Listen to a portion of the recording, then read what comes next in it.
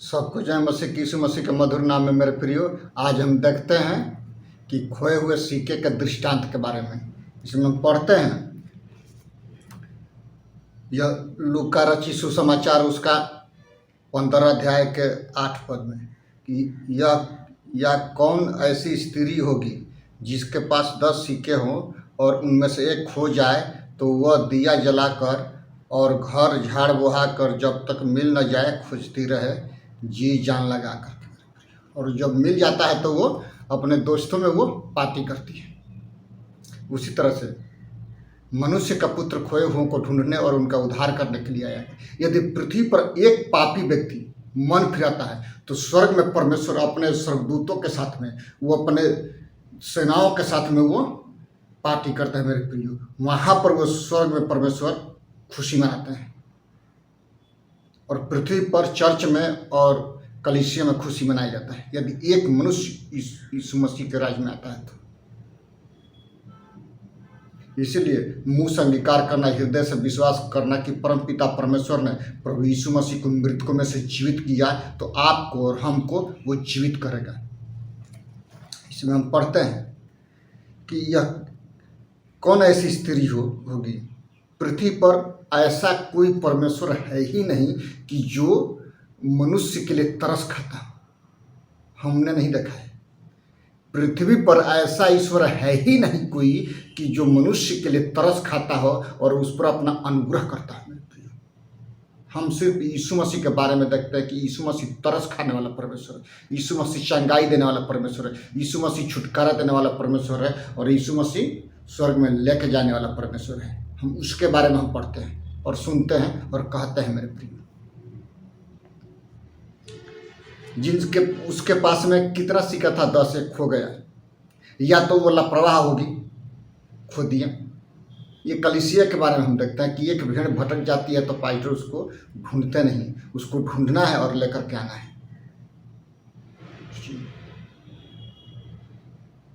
क्योंकि जो व्यक्ति खो जाता है उसको लाना जरूरी होता है।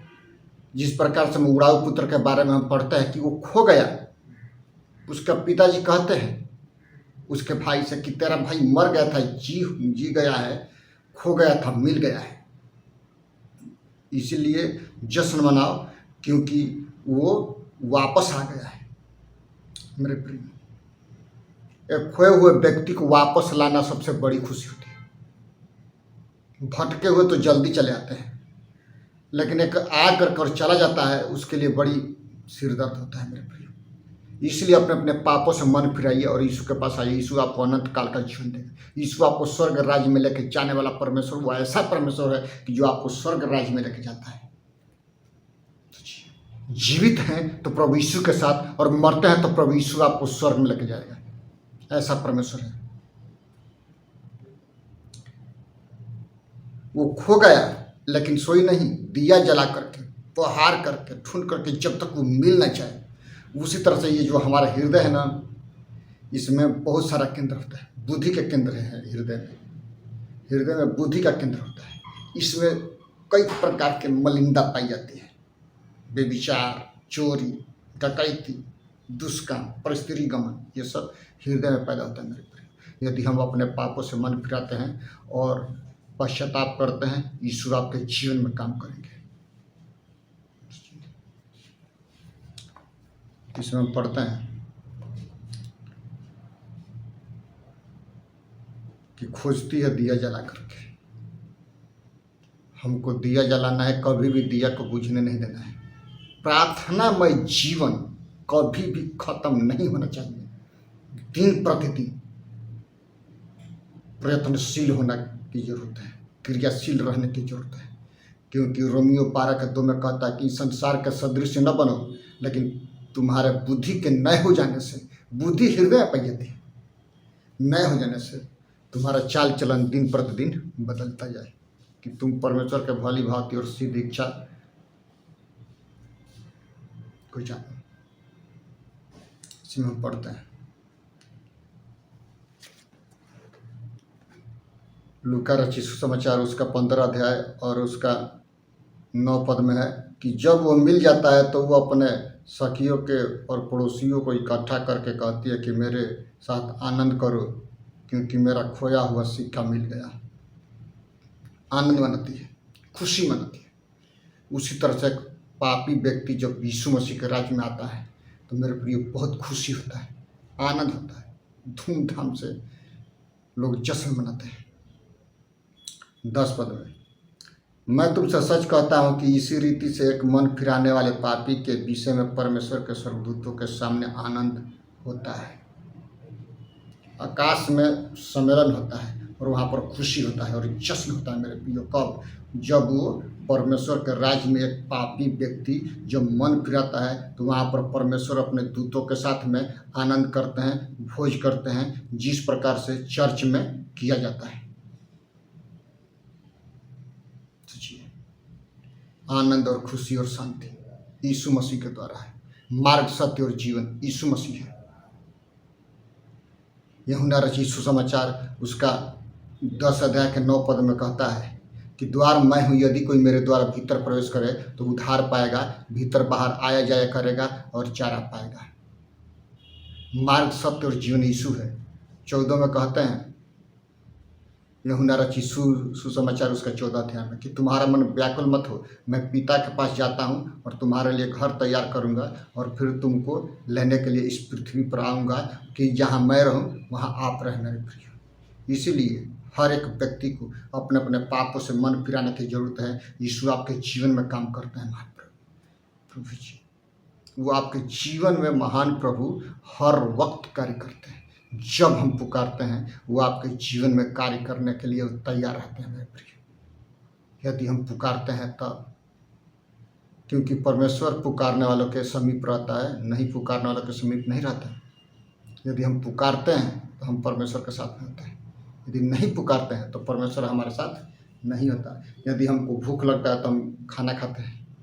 उसी तरह से आत्मिक भूख होना सबसे ज़रूरी है और आत्मिक आशीषों को लालायित रहना सबसे जरूरी है। और परमेश्वर से यही प्रार्थना करना है कि हे परमेश्वर, हमारे जीवन में काम कर पिता, कि हम आपके वचनों में, प्रार्थना में और बगानों में दिन प्रतिदिन आगे की ओर बढ़ते जाएंगे।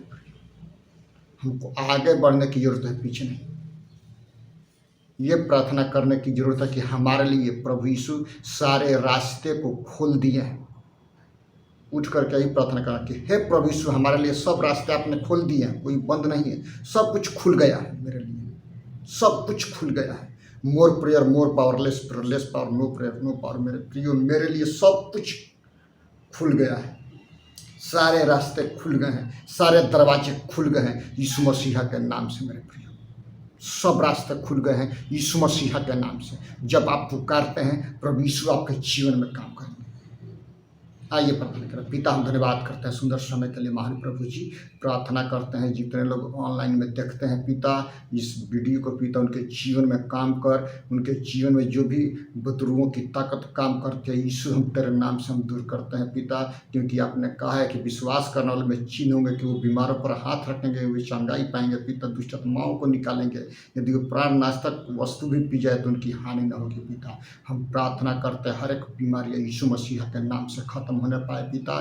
और पूरे भारतवर्ष के शासन व्यवस्था को आपके हाथों में देते हैं। फ्रांसिस भाई को, प्रभाकर भाई को और पिता डेविड फादर को आपके हाथों में देते हैं। उनके पूरे कलीसिया वालों के साथ है महान प्रभु जी। पिता, उनके जीवन में आप कार्य कीजिए पिता। उनके दोनों बच्चों के जीवन में पिता, मैडम को आपके हाथों में देते हैं महान प्रभु जी। आप उनके जीवन में काम कीजिए महान प्रभु। आपका अनुग्रह बहुतायत से होने पाए महान प्रभु जी। पूरे भारतवर्ष के शासन व्यवस्था को आपके हाथों में देते हैं। राष्ट्रपति से लेकर के सरपंच तक अधिकारों को आपके हाथों में देते हैं। आप आशीष कीजिए पिता। प्रधानमंत्री को, विदेश मंत्री, सुरक्षा मंत्री पिता, रेल मंत्री, सबको तेरे लहू में छिपाते हैं। आप आशीष कीजिए। भारतवर्ष में जितने प्राणी पाए जाते हैं उनको जीवन में आप कार्य कीजिए महान प्रभु। बीएसएफ के जवानों के साथ होना पिता, वो सरहद पर रखवाली करते हैं पिता। सबसे बड़ा रखवाला पिता आप है। उनके जीवन को आप बचाइए महान प्रभु।